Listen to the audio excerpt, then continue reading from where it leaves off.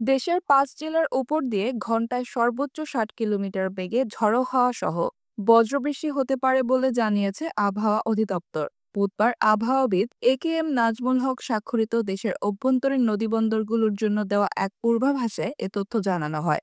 পূর্বাভাসে বলা হয়, রংপুর, ময়মনসিংহ, কক্সবাজার এবং সিলেট অঞ্চলগুলোর উপর দিয়ে পশ্চিম বা উত্তর-পশ্চিম দিক থেকে ঘন্টায় ৪৫ থেকে ৬০ কিলোমিটার বেগে অস্থায়ীভাবে ঝড়ো হাওয়া সহ বজ্রবৃষ্টি হতে পারে। এ সময় এসব এলাকায় ১ নম্বর সতর্ক সংকেত দেখাতে বলা হয়েছে। এদিন সারা দেশের পূর্বাভাসে বলা হয়েছে, রংপুর, রাজশাহী, ময়মনসিংহ, ঢাকা ও সিলেট বিভাগের কিছু কিছু জায়গায় এবং খুলনা, বরিশাল ও চট্টগ্রাম বিভাগের দু-এক জায়গায় অস্থায়ীভাবে দমকা হাওয়া সহ মাঝারি ধরনের বজ্রবৃষ্টি হতে পারে।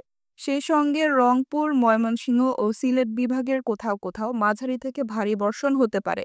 এ অবস্থায় সারা দেশে দিন এবং রাতের তাপমাত্রা প্রায় অপরিবর্তিত থাকতে পারে।